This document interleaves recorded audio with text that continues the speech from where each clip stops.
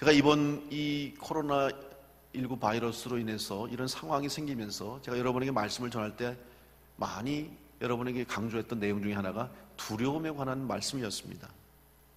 우리를 불안하게 만들고 또 우리를 두렵게 하는 일들이 참 많아지는 상황 속에서 두려워할 필요가 없다, 두려워하지 말라, 또 정말 하나님 믿는 믿음으로 이겨내자, 그런 말씀을 드렸습니다. 그런데 정말 우리는 그럼에도 불구하고 우리를 두렵게 만드는 일들이 여전히 우리 가운데 있습니다. 근데 여러분, 무엇을 정말 두려워하십니까? 지금 여러분이 두려워하는 것들이 무엇입니까? 사람마다 개인마다 다 차이가 있겠습니다만은 그 중에서도 공통적으로 사람들이 다 두려워하는 것 중에 하나가 뭐냐 하면 내 것을 잃어버리지 않으려고 하는 두려움, 다시 말하면 내 것을 잃어버렸을 때 오는 두려움이 있다는 것이죠.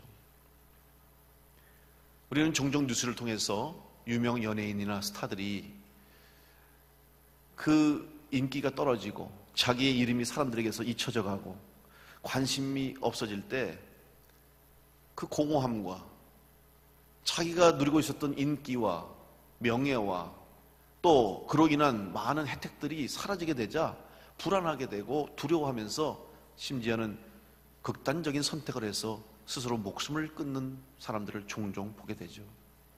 왜 그렇습니까? 잃어버리는 것 때문에. 내 것이라고 생각하고 내가 누리고 내가 가지고 있었던 것들이 잃어버렸다고 하는 것 때문에, 그 상실감 때문에 슬퍼하고 불안해하고 두려워했던 것입니다. 한 번은 뉴스에 한 가정의 가장인 젊은 남자가 목숨을 끊은 사건이 있었습니다. 그런데 그 남성은, 그 가장은 강남에 괜찮은 아파트에서 좋은 차를 가지고 정말 남들이 부러워할 그런 모습으로 살았어요. 사랑하는 아내가 있고 사랑하는 자녀들이 있었어요. 어떻게 보면 많은 사람들이 나도 한번 저런 아파트에 살아보고 싶다, 나도 한번 저런 차 타고 싶다, 나도 저렇게 안정적인 삶을 살고 싶다라고 할 정도로 그런 삶을 살아가는 그런 평범한 한 가정의 가장이었어요. 그런데 가정에 문제가 있었던 것도 아니고 개인적으로 어떤 큰 이해관계가 있었던 것도 아닌데도 불구하고 자살을 했어요.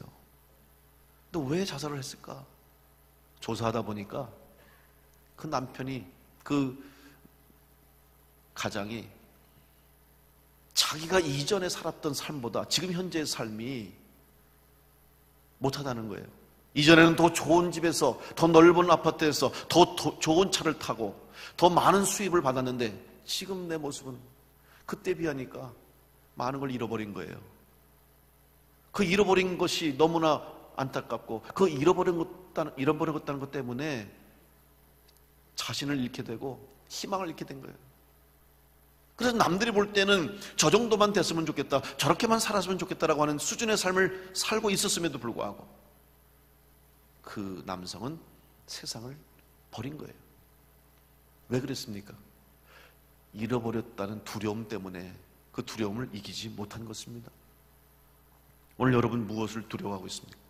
또 여러분 정말 내가 무엇을 잃어버릴까 봐 여러분 두려워했습니까? 여러분 지금 잃어버릴 것에 대해서 혹시 내가 지금 이것은 도저히 잃어버릴 수 없다, 이것만큼은 내가 지키고 싶다 하는 것이 있을 텐데 그게 무엇입니까? 한때 우리 한국 교회와 기독교에서 유행했던 책과 유행했던 말이 있죠. 내려놓음이라고 하는 책이 있었고 내려놓음이라고 하는 단어가 있었어요. 한 몽골의 선교사님이 자기의 모든 걸 다 내려놓고 선교사로서 자기 인생 하나님께 바치면서 경험하고 체험했던 많은 하나님의 채워주심의 은혜, 채워주시는 역사가 있었죠. 그래서 내려놓음, 채워주심, 이렇게 아마 그 책을 쓰신 것을 알고 있습니다. 여러분, 내려놓는 거 어려워요. 그런데 내려놓지 않으면 빼앗기게 돼 있어요. 지금 내가 가진 것, 지금 내가 소유한 것, 내 손에 있는 것, 여러분 영원하지 않습니다. 언제까지나 내 것이 아니고 언제까지나 내 손 안에 있지 않아요. 다 떠나갈 수밖에 없는 것들이에요. 우리는 이걸 냉정하게 생각해야 됩니다. 그러니까 지난주에 여러분 광고 들으셔서 아시겠습니다만 주영원 집사님 50 초반에 젊은 나이에 병을 얻어서 세상을 떠나셨어요. 너무 안타까워요. 참 너무 마음이 아파요. 근데 그분이 그렇게 빨리 갈 줄 어떻게 알았겠어요? 집사님만의 이야기가 아니잖아요. 우리 모두 세상에 어느 누구도 피할 수 없어요. 이거는 결국 우리는 다 마지막에 여러분 아무것도 가져갈 수 없어요. 다 내려놓아야 되는 거예요. 근데 그것을 내가 내려놓지 않고 붙잡으려고 하고 끌어안으려고 하고 놓지 않으려고 한다고 해서 그것이 내 것이 되지 않아요. 그야말로 빼앗기는 거예요. 때가 되면 우리는 하나씩 둘씩 내려놓아야 되는 거죠. 어떻게 보면 인생은 놓기 위해 살아가는 인생이 아니겠습니까? 전도서에도 때가 중요하다고 우리에게 지혜로 가르쳐주고 있습니다.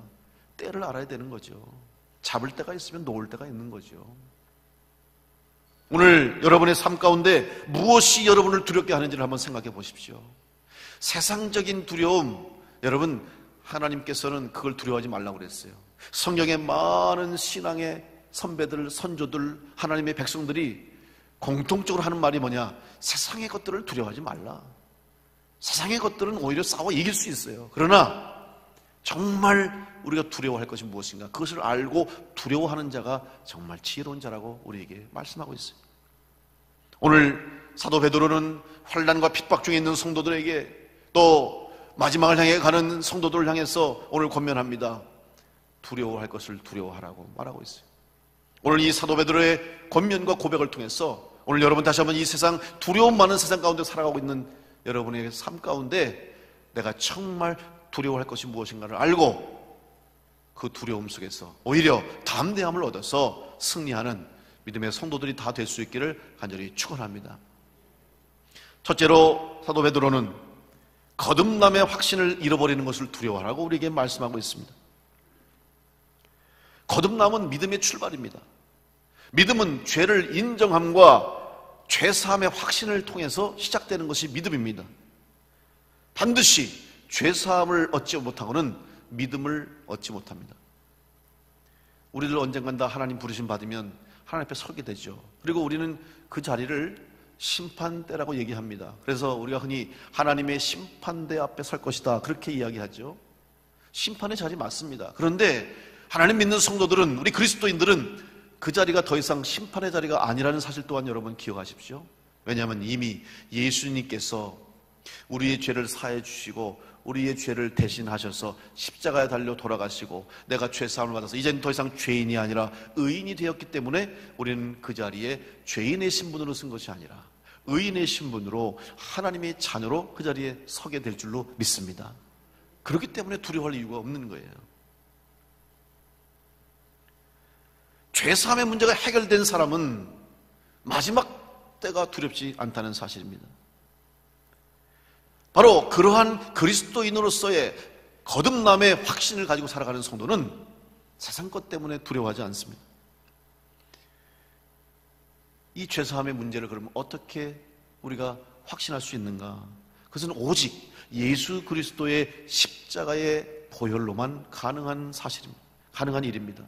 예수 그리스도의 십자가는 예수님께서 마지막으로 희생 제물이 되어 주셨음을 의미하는 것입니다. 예수님이 십자가에 달리신 것은 우리의 죄를 사해 주시기 위한 희생의 제물이라는 사실이죠. 그래서 세례 요한은 예수님께서 공생애를 시작하시면서 요단강가로 나오는 예수님을 보시고 세례 요한은 이렇게 고백합니다. 요한복음 1장 29절 말씀에 이튿날 요한이 예수께서 자기에게 나오심을 보고 이르되 보라 세상 죄를 지고 가는 하나님의 어린 양이로다. 세례 요한은 알았습니다. 예수님이 바로 하나님의 어린 양이 되셔서 우리를 위한 희생 제물이 되실 것을 알았기 때문에 예수님을 그렇게 고백했던 것입니다. 이스라엘 백성들이 출애굽해서 하나님이 약속하신 가나안 땅에 들어갈 때까지 이 과정 속에 하나님은 이스라엘 백성에게 애굽에서 나올 때에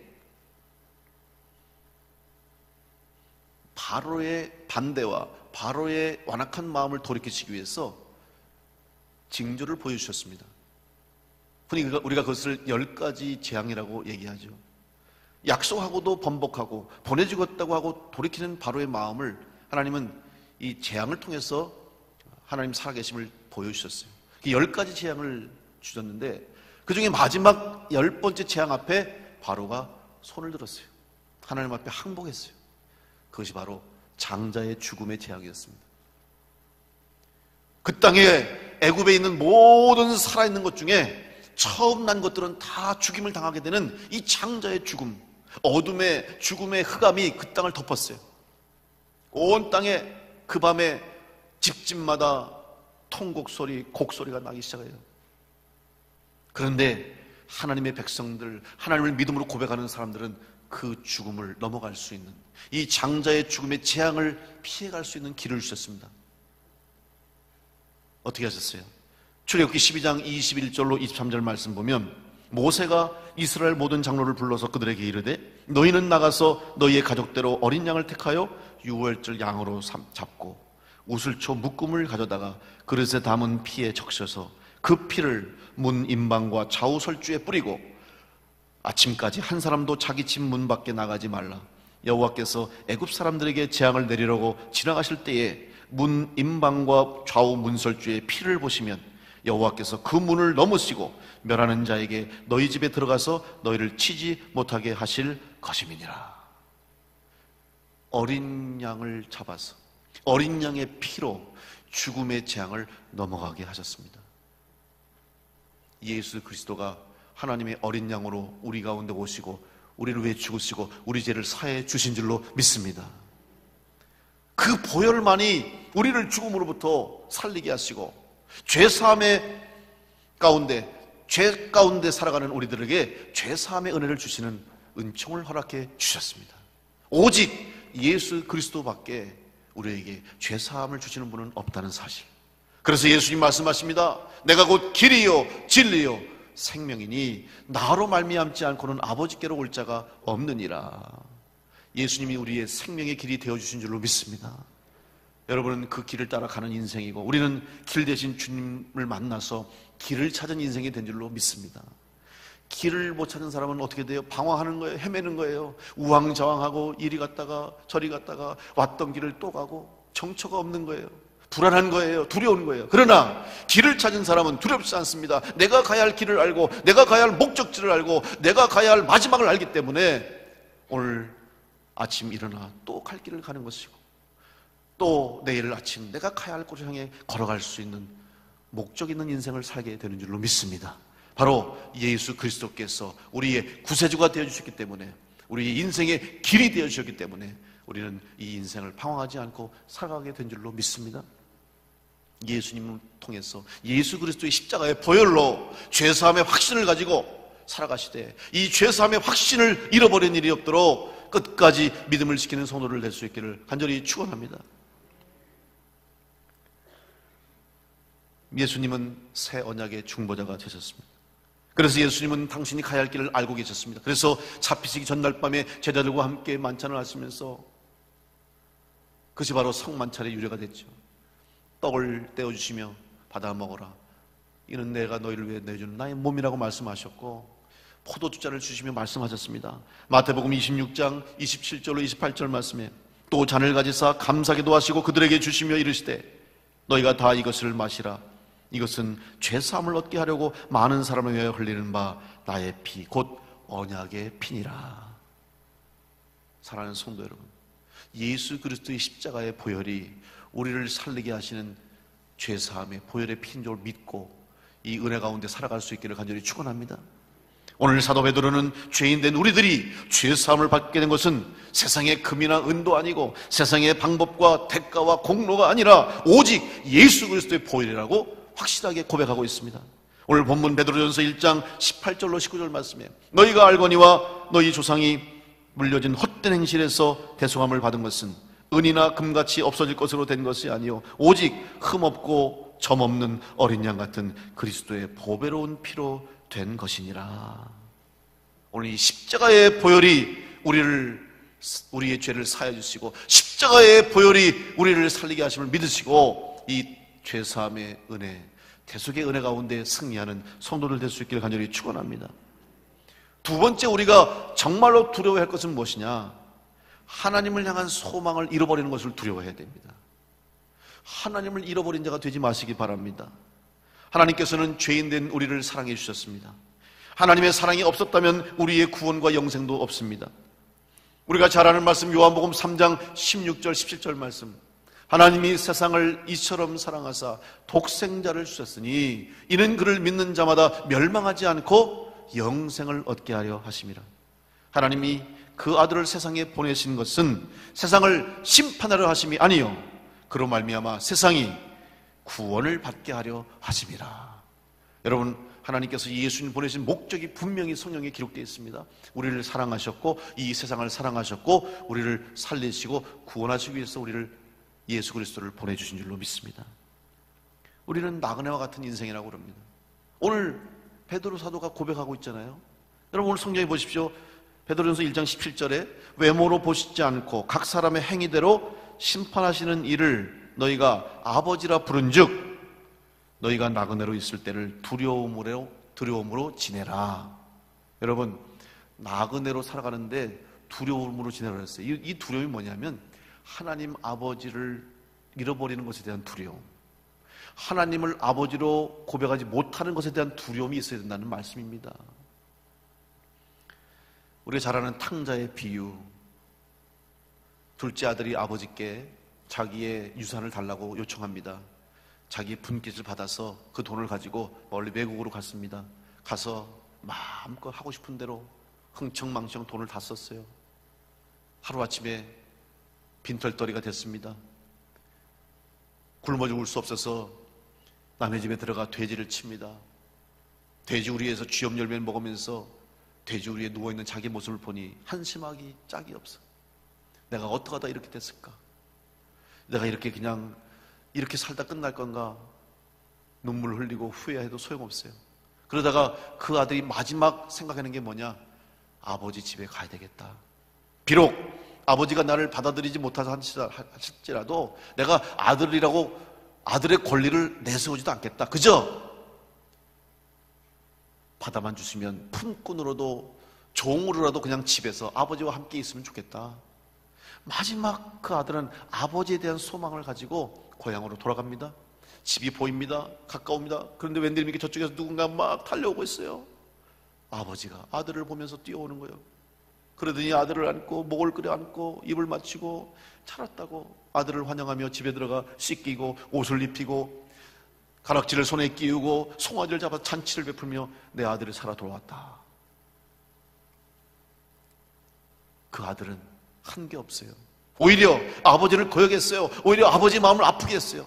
그러나 내가 돌아갈 본향이 있고 고향이 있고 아버지가 계시고 아버지 집이 있다는 것 때문에 마지막 아버지 된 소망을 포기하지 않고 돌아왔을 때 그는 다시 잃어버린 것을 되찾고 아들로서 그 집에서 살 수 있게 된 것입니다.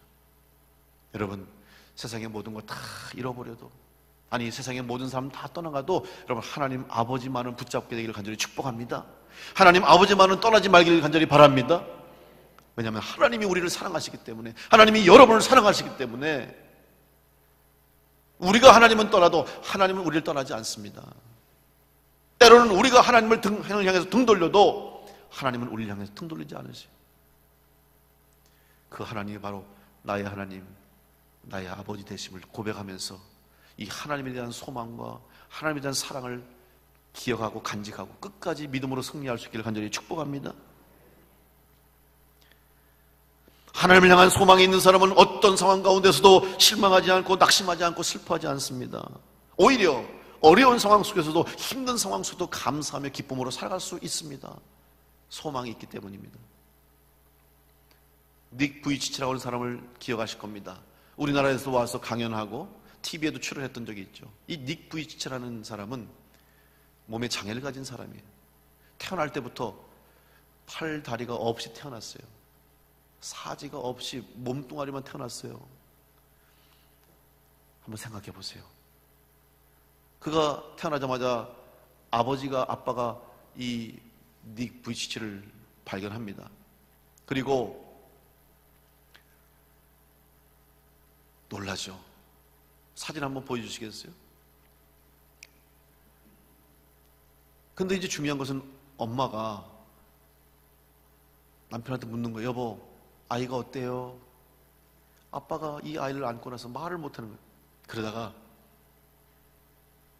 자기 부인에게 He's wonderful 그랬어요. 여러분, 무슨 말이에요? 너무 아름다워, 너무 우리 아기 이뻐, 너무 귀여워, 이 소리거든요. 그래요. 그리고 엄마가 그 아이를 봤어요. 기절초풍해서 놀래. 그리고 울기 시작해요. 나는 저 아이를 기를 수 없어. 저 아이는 내 아이가 아니야. 엄마가 아이를 거부해요. 4개월 동안 엄마가 그 아이를 품에 안지 않고 자기 아이라고 인정 안 하는 거예요. 4개월이 지나고 엄마가 그 아이를 받아들입니다. 그리고 이 닉 부이치치 아빠 엄마가 우리 아이를 하나님이 주신 선물로 생각하자. 이 아이가 다른 곳에 갔습니다. 다른 곳에 가서 버림받을 수도 있고 비참한 인생을 살 수 있지만 우리 가정에 보내줄 때는 뜻이 있는 거 아니냐. 우리가 하나님의 선물로 기르자. 그러면서 정상적인 아이처럼 기르자고 결심을 하기 시작하고 정상적인 아이처럼 기르기 시작했어요. 그런데 10살이 됐는데 이 닉 부이치치가 이제 조금 철이 들기 시작하잖아요. 어렸을 때는 철없을 때는 뭘 알겠어요. 그런데 사람들의 시선을 의식하죠. 친구들이 바라보는 시선이 정상적이 아니죠. 그러니까 10살의 나이에 죽고 싶다는 생각을 하는 거예요. 그래서 차라리 죽었으면 좋겠다 생각했어요. 그리고 마지막으로 기도하기 시작했어요. 하나님, 손, 발 나오게 해주세요. 기도했다는 거예요. 나도 남들처럼 손, 발이 좀 나오게 해주세요. 기도한 거예요. 그러나 손발이 나올 수 없잖아요. 그래서 울면서 나도 남들처럼 정상적으로 살고 싶다고 기도했어요. 그런데 그런 그 기도의 마음, 어린 그 소년의 기도 하나님이 들으시고 그의 마음속에 어떤 마음을 주냐면, 야, 너는 손발이 없지만은 네 그 없는 손발로 인해서 다른 사람들에게 희망이 되기를 원한다. 너 손발 없는 것 때문에 좌절하고 낙심하지 말고 나는 손발이 없어도 이렇게 잘 살 수 있습니다를 보여줘라. 그래서 세상에 많은 사람들이 손발을 가지고도 절망 가운데 고통 가운데 살아가는 사람들에게 희망을 줘라. 그래서 그때부터 삶의 태도가 바뀌기 시작했어요. 하나님께서 주신 소망을 붙잡고 재단을 세우고 세상 많은 사람들에게 희망을 주기 시작했어요. 여러분, 이 부이치라는 사람이 못하는 게 없어요. 골프도 하고요, 낚시도 하고요, 파도 타기 아시죠? 서핑, 파도도 타요. 운동도 다 하고 타자도 치고 글도 쓰고 책도 내고 결혼도 했어요. 한번 결혼 사진 보여줘 보세요. 저렇게 이쁜 여인과 결혼을 했어요. 하나님이 축복해 주셨더라고. 저 신부의 부모님이, 신부가 제 딸이 가서 아빠 나 결혼하려고 그래. 그래, 누구랑 결혼하려고 그래? 이 사람이랑 결혼하겠습니다. 그랬을 때 그 부모가 그래, 축복한다고, 잘 됐다고, 잘 살으라고 그랬다는 거예요. 여러분 같으면 어떻게 하겠어요? 저는 솔직히 못할 것 같아요. 좁혔을지도 몰라, 솔직히. 그런데 하나님이 만나게 해주신 거고 하나님이 그런 가정으로 보내주신 거예요. 왜? 하나님께 소망을 두니까. 하나님이 이 닉 부이치치를 사랑하셔서 그런 배우자를 만나게 하시고 또 가정을 이루게 하셨어요. 지금 그래서 전 세계를 다니면서 애도 나가지고 애가 있어요, 저렇게. 그리고 세계를 다니면서 지금 희망의 전도사가 됐다는 사실이죠. 왜 가능하냐? 이 닉 부이치치는 세상에서는 절망할 수밖에 없고 세상적으로는 실망할 수밖에 없지만 하나님께 소망을 뒀더니 그의 인생이 달라졌다는 사실입니다. 오늘 여러분, 지금 우리를 힘들게 하는 게 얼마나 많아요. 우리를 두렵게 하는 게 얼마나 많습니까? 여러분을 고통스럽게 만드는 일이 얼마나 많아요. 지금 이 코로나19 바이러스로 다 힘듭니다. 어렵습니다. 너무 고통스러운 일도 많고 불편함도 많고. 그러나 여러분, 이럴 때일수록 우리의 소망 되시는 하나님, 우리의 생명의 주인 되시는 하나님 바라볼 수 있기를 간절히 축복합니다. 중요한 것은 하나님이 여러분을 사랑하신다는 사실, 하나님이 나를 사랑하는 사실을 여러분 잊지 말고 기억하시길 간절히 축복합니다. 우리는 이 사실만으로 살아갈 수 있는 거예요. 하나님은 절대로 나를 포기하지 않고 절대로 나를 버리지 아니하신다는 사실, 우리는 이 사실을 믿기에 오늘도 어려움 가운데 힘든 가운데 믿음으로 살아가게 될 줄로 믿습니다. 불교에서 안시라는 것이 있다고 합니다. 안시가 뭐냐면 얼굴로 보시하는 거래요. 어떤 사람이 석가모니를 찾아와서 그랬대요. 그 사람도 손과 발이 없었대. 그래가지고 나는 손발이 없으니까 보시를 못하겠습니다. 자선을 못 베푸겠습니다. 그랬더니 석가모니가 그랬대요. 네 얼굴로 가서 해라고. 그랬더니 그 사람이 얼굴로 어떻게 합니까? 그랬더니 웃기라도 해라 그랬다는 거예요. 여러분, 우리 그리스도인들은 하나님이 주신 새 생명을 얻었어요. 죄인에서 의인이 됐어요. 여러분, 얼마나 감사한 일이고 얼마나 기뻐할 일입니까? 그렇기 때문에 우리는 기쁨으로 살아가야 될 줄로 믿습니다. 주일 예배는요, 축제예요. 사실은 기쁨의 공동체가 되는 거예요. 왜? 예수님 부활하신 날이거든요. 오늘이, 주일이. 그래서 안식일은 금요일인데 주일을 지키는 것은 우리는 더 이상 율법에 사는 사람이 아니라 예수 그리스도께서 부활하심으로 우리에게 구세주가 되셨기 때문에 우리는 주님이 부활하신 그날 예배하는 거예요. 이 날이 안식일이에요. 우리는. 오늘 여러분 기쁨으로 살아갈 수 있게 간절히 축복합니다. 한번 옆 사람 보면서 인사하겠습니다. 기쁨으로 살아갑시다. 네, 한번 웃어보세요. 네. 요즘 마스크를 써서 웃는지 인상을 쓰는지 모른다며요. 그래서 싸움이 줄었대. 네, 옛날에는 인상 쓰고 그냥 그러면 금방 알았는데 이제는 마스크로 가리니까 몰라 잘. 그리고 요즘은 여자들이 좋대요. 이쁜지 안 이쁜지 몰라가지고 마스크 쓰면 다 이뻐 보여. 예. 눈이 뭐 뚫려만 있으면 이쁜 거 아니겠어요? 그리고 요즘 여자들이 좋은 게 성형수술을 또 마음 놓고 한다네요. 예전에는 성형수술하고 마스크 쓰면은 뭐 했다 그러는데 이제는 다 이러니까. 그래서 실제로 성형외과가 요즘 아주 성황을 이루고 있다고 그래요. 여러분, 기쁨으로 웃으며 살아가시기 간절히 축복합니다. 여전히 우리 가운데 어려움이 있어요. 여전히 내 삶 가운데 문제가 있어요. 우리를 걱정하게 하는 일들이 여전히 있어요. 없는 사람 어디 있어요? 다 있어요. 그러나 우리에게는 하나님을 아버지라고 부를 수 있는 소망이 있다는 사실, 더 나아가서 하나님 아버지께 믿음으로 기도하고 간구할 때 내 뜻이 아니라 하나님의 뜻대로 이루어주시고 응답하신다는 축복을 받은 우리라는 사실을 기억하시고 하나님 아버지께 소망을 두고 기쁨으로 살아갈 수 있기를 간절히 축복합니다. 기뻐하십시오. 믿음을 가지고 절대로 하나님에 대한 소망을 잃어버리지 않는 성도가 될 수 있기를 간절히 축복합니다. 마지막 세 번째로 우리가 정말 두려워해야 할 것은 하나님과 이웃을 향한 사랑이 식어지는 것을 두려워하시기 바랍니다. 예수님께 주신 새 계명은 하나님을 사랑하고 이웃을 사랑하는 거예요. 제가 사실 그동안 이 코로나19 바이러스 때문에 염려하는 게 하나 있었어요. 뭘 염려하냐면 우리 교회가 이런 이 어려움 속에서 세상 가운데서 사랑을 베풀고 하나님의 말씀을 전하고 선한 일을 하는데 그 사랑이 식어지지 않았으면 좋겠다. 그 사랑이 식어질까 봐 제가 마음에 걱정하고 염려했는데 기도하는 가운데 우리 성도님들이 흔들림이 없고 믿음이 흔들리지 않고 여러분들이 다 열심히 사모하고 오히려 가정에서 또 기도하시고 예배하면서 주님 전에 나오기를 늘 기대하고 고대하는 그 마음을 보니까 제가 걱정이 싹 사라졌어요. 그리고 오늘 보니까 얼마나 반가워요. 막 우리 권사님들 막 울라고 그래. 나보고 막 그냥 울라고. 근데 뭐 어떻게 안아줄 수도 없고 어떻게 나도 가서 악수도 못하고 그러나 마음은 다 통하잖아요. 그죠?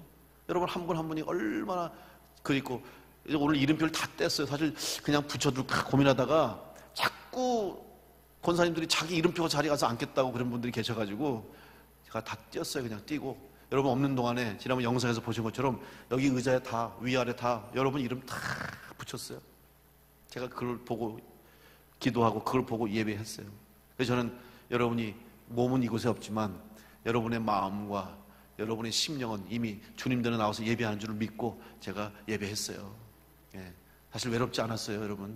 여러분이 함께 하는 걸 알기 때문에 오늘 우리가 이 땅을 살아갈 수 있고 또 주님 주신 사명을 감당할 수 있는 것은 바로 하나님을 사랑하는 그 사랑과 또 받은 사랑을 나눌 수 있는 사랑의 사람이 될 때에 우리가 넉넉히 끝까지 어려움 가운데 승리하게 될 줄로 믿습니다. 우리는 마치 사랑을 베푸면서 남에게 선한 일을 하면서 마치 무슨 내가 대단한 일을 하는 것처럼 덤으로 뭘 하는 것처럼 생각하는데 아닙니다. 여러분 당연한 일입니다. 당연히 해야 할 일이에요. 요한일서 3장 10절로 11절에 이러므로 하나님의 자녀들과 마귀의 자녀들이 드러나나니 무릇 의를 행하지 아니하는 자나 또는 그 형제를 사랑하지 아니하는 자는 하나님께 속하지 아니하니라. 우리는 서로 사랑할지니 이는 너희가 처음부터 들은 소식이라. 여러분, 사도 요한이 우리가 하나님의 자녀인지 마귀의 자녀인지를 알려면 형제를 사랑하는지 안 하는지 알면 된다는 거예요.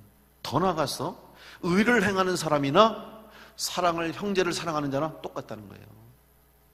다시 말하면 형제를 사랑하고 이웃을 사랑하고 예수 그리스도의 사랑의 계명을 가지고 땅끝까지 전하면서 사랑의 삶을 살아가는 것이 의인의 삶이라는 말씀인 줄로 믿습니다.